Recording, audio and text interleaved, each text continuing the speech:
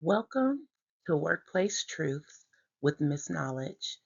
This series is dedicated to helping professionals understand the workplace lessons everyone experiences, but few people ever teach. Whether you're an employee, a leader, an entrepreneur, or someone preparing for your next opportunity, this series is designed to help you recognize workplace behaviors, strengthen your leadership, and navigate your career with confidence. Today, we're starting with a topic that's often misunderstood: microaggressions. Let's get started. My goal isn't to tell you what to think. My goal is to help you understand what's happening around you so you can become a stronger employee, a better leader, and a more informed professional. Today, we're talking about microaggressions. It's a term you've probably heard before, but many people misunderstand what it actually means. By the end of this lesson, you'll understand what microaggressions are, why they matter, and what we can all do to create a healthier workplace. Let's start by clearing up one of the biggest misconceptions. When people hear the word micro, they assume it means insignificant. It doesn't. The word micro describes how subtle a behavior can be, not how harmful it is. Many microaggressions happen so casually that people don't even recognize them. They're often dismissed as jokes, compliments, or simply misunderstandings. But when those behaviors happen repeatedly, they can shape how people experience an entire workplace. That's why understanding them matters. So, what exactly is a microaggression?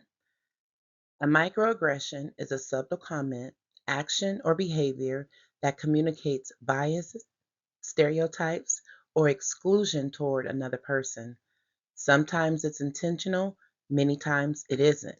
Either way, the impact can be real. Microaggressions often show up disguised as jokes, compliments, assumptions, interruptions, or comments that begin with, "I'm just asking." The key word here isn't micro. The key word is subtle, because subtle behaviors are often overlooked. They have the potential to continue without being challenged. One of the most important concepts to understand is the difference between intent and impact. Intent is about what the speaker meant, impact is about what the other person experienced. Sometimes people say, "I didn't mean anything by it." That may be true, but leadership and healthy communication requires us to consider both. Good intentions doesn't automatically erase harmful impact. The goal isn't to assign blame.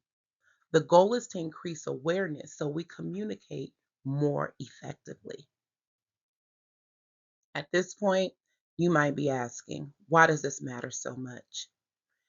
Because repeated behaviors shape workplace culture. Microaggressions affect confidence.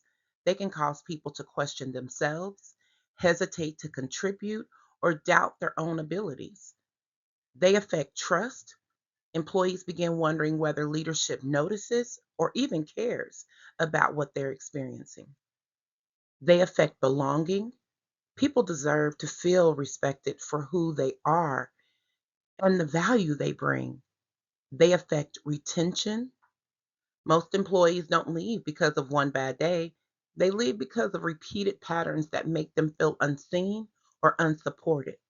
And finally, they affect psychological safety, the confidence that you can speak up, share ideas, and contribute without fear of being dismissed or punished. Culture isn't built by mission statements, it's built by daily experiences. This brings us to leadership. Great leaders don't ignore patterns, they interrupt them. Leadership isn't just about achieving results, it's about creating an environment where people feel respected, heard, and valued. If inappropriate behavior is consistently ignored, employees receive a message that is acceptable. That's why I often say culture is what you allow. Inclusion isn't simply inviting people into the room. Inclusion means making sure every voice is respected once they're there. Accountability, it starts with leadership. So, what can we actually do? If you're an employee, pay attention to patterns, ask respectful questions, document concerns when necessary, support coworkers who may be experiencing something you don't.